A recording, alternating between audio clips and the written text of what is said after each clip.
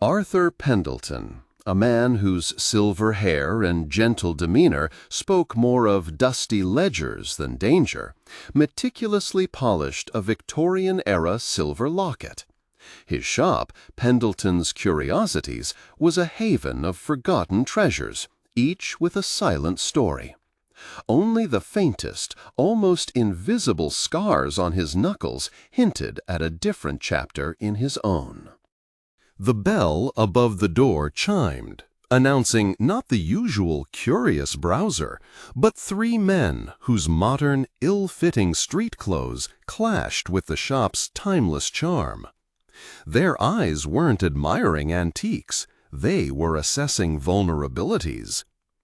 Arthur offered a polite, "Good afternoon, gentlemen. Anything I can help you find?" His gaze, however, was sharper than any letter opener. One, a burly figure with a fresh scar bisecting his eyebrow, grunted, "Just lookin'." They prowled, their movements too coordinated for casual shoppers. Arthur, while appearing to adjust a grandfather clock, subtly tracked their reflections in its polished glass, his posture unchanged, yet an old alertness humming beneath his skin. They left as abruptly as they came, the jingle of the bell a discordant note. That night, long after the last gas lamp on the street had flickered to life, the telltale click of a lock being picked echoed in the silent shop.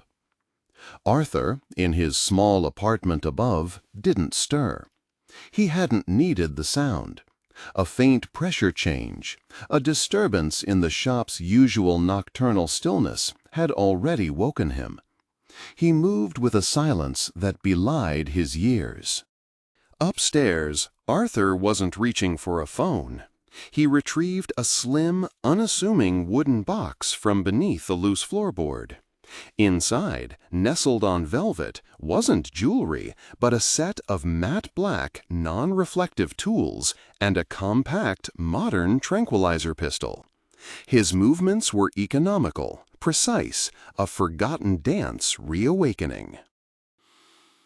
The first intruder, a lanky youth, crept past a towering suit of armor. As he reached for a display case, a shadow detached itself from the larger shadow of the armor. A swift, silent takedown.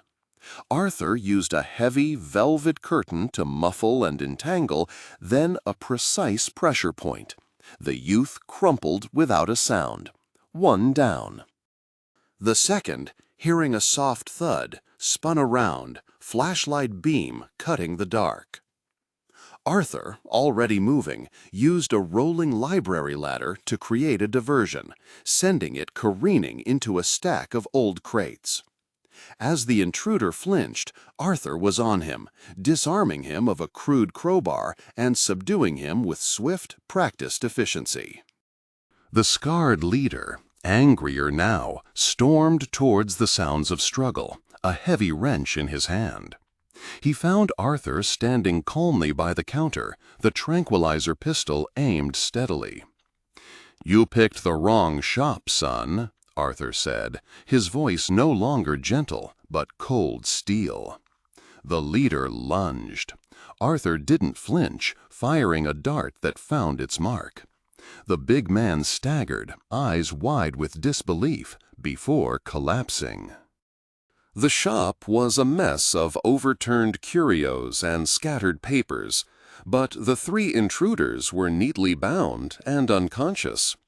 Arthur, breathing steadily, surveyed the scene, then picked up his old rotary phone. "Yes, operator? I'd like to report a rather clumsy attempted burglary." The next morning, Officer Miller, young and bewildered, took Arthur's statement. "They just tripped and fell, Mr. Pendleton? All three of them? Simultaneously?"